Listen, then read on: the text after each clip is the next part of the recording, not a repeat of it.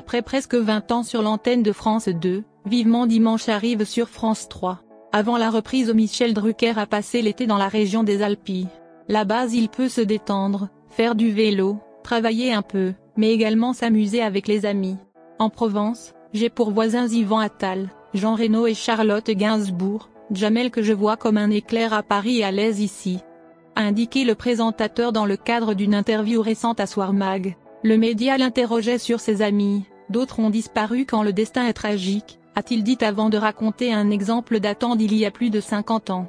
Un jour de fin août 1970 en tournée d'été à Limoges, j'apprends qu'un accident s'est déroulé. Sirène, pompiers, ambulance. On me dit, c'est un chanteur gravement blessé. Je me précipite et je vois que c'est Théo Sarapo, le dernier époux d'Edith Piaf, a évoqué Michel Drucker à Soir Mag. Je lui ai fermé les yeux. Il est mort devant moi, je n'oublierai jamais, a précisé le présentateur, très ému.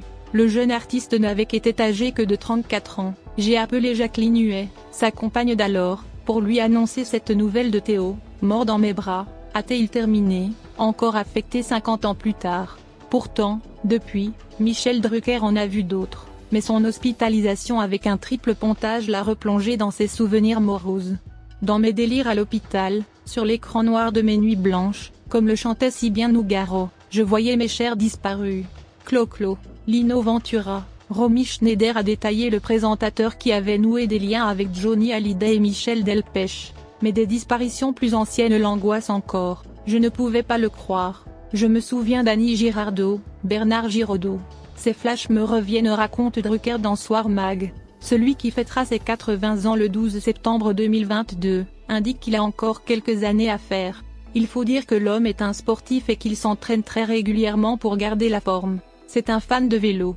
Il aime passionnément la télévision et c'est ce qui le fait avancer dans la vie. Il veut rester actif le plus longtemps possible. Il possède une longue et belle expérience. Dans les semaines et mois à venir, on ne manquera pas de vous parler de l'actualité de Michel Drucker. Né en 1942 dans le Calvados, Michel Drucker est animateur de télé et de radio. Durant son adolescence, Michel Drucker subit la pression de sa famille qui n'exige de lui que l'excellence.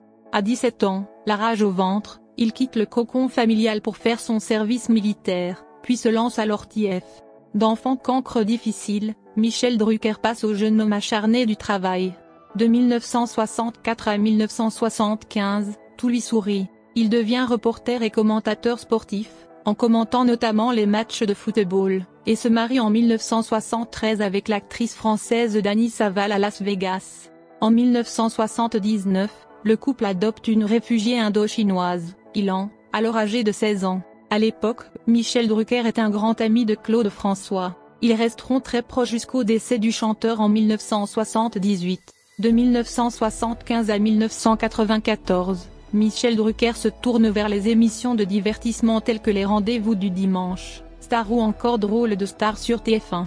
À partir de 1994, Michel devient animateur pour France 2 et anime de nombreuses émissions télé comme Vivement Dimanche depuis 1998.